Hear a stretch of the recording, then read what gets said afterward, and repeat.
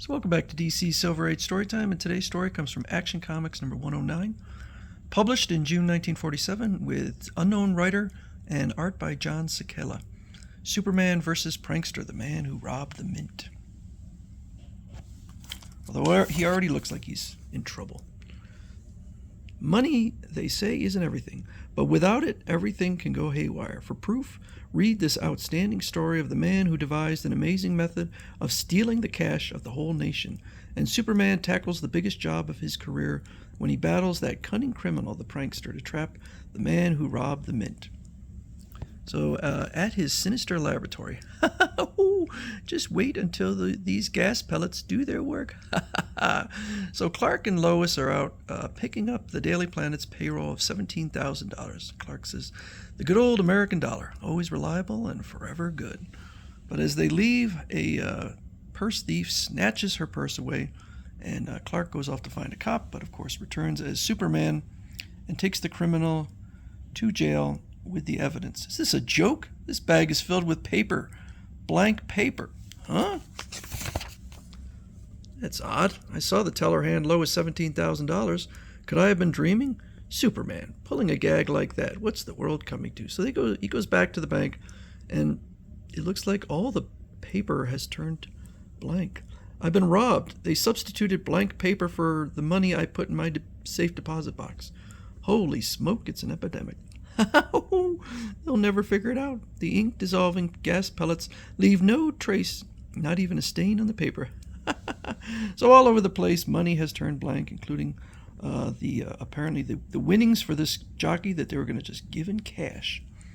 And some game I never heard of called Screeno. All the money that the winner gets, and there's the prankster out there laughing. It's all turned blank. Yes, lady, yes, the money's turned to blank paper. I know, we've had 6 dozen calls about it already. Look, me too. My dough's turned to blank paper. It's happening all over the country. There'll be a financial panic. The FBI's putting every man on the case. Remake the front page. What a chemist I'd make if I was dumb enough to be honest. The FBI is on the job. Meanwhile, everyone is urged to avoid panic. The president will broadcast an emergency message. It's hit the whole country, which means the answer is at the U.S. Mint. We've checked ink, presses, plates, everything. We've no idea what turns the bills blank. Until we solve this issue, gold coins instead of paper money. Impossible. There isn't enough gold at Fort Knox, and our coin machines couldn't mint them fast enough, and distribution would take weeks. Leave it to me, Mr. Secretary. To obtain the millions of tons of gold needed to replace the national currency, Superman begins a project somewhere on the desert sands of Death Valley. No gold mine now operating can fill this need, so I'll gather scrap metal from all over the globe and build a huge pipeline and smelter for a gold mine in the sky. So he starts building it. I'll bat these fiery baseballs down to the tower, so that the molten metals in them can be drained off by the system of separators I've built inside. Thus, as the meteorites are dissolved, one tube carries off the gold, which pours from the tower into a glistening flood onto the sands. As the ore hardens, the man of tomorrow uses U.S. Mint dies to stamp out coins at incredible speed. Billions in gold coins mined from the sky. The next job is to distribute them to the banks to replace the blank paper money to avert financial crisis, or financial chaos. And they do a photo of it in the Planet. The most amazing feat of his career completed, Superman now confers with Treasury officials in Washington, D.C. The country's saved from financial chaos, but trouble's still ahead. Gold is heavy and hard to transport. Large quantities of it in circulation will cause a crime wave unprecedented in our history.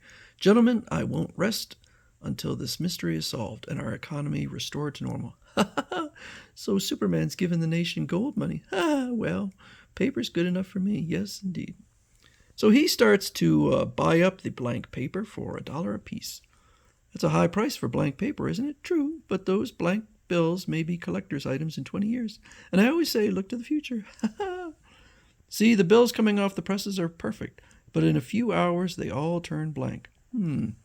It's not the ink. What about the paper? The paper, half linen, half cotton, is embedded with blue and red fibers, through a secret process, and is made only for the government. And the paper is kept locked up and guarded at all times. There's nothing wrong at the mint, so now, what's going on down there? And he spots all these people selling their blank paper to the prankster. Well, I have an idea. I'm about to solve a great national mystery. Remember me, prankster? Superman, you've no right to butt in on an honest citizen engaging in honest trade. A laboratory. I'll have to look into this. And I report regularly to my parole officer, so stop hounding me. How is he out on parole? But prankster, I'm here on business. For $1 each, I'll find you all the blank bills you want. I need the money for charity. Well, I'll be happy to do business with you, Superman. But why do you want to borrow our engraving tools and presses? I suspect the prankster of having a gas that fades the printing on paper money, but he wouldn't be buying all those blank bills unless he had some way of restoring the printing, which is legal enough unless I can prove that he made the bills fade. The mint is yours, Superman. So he creates his own bills and starts bringing them to the prankster. Here's 10 million more bills, prankster, at $1 each.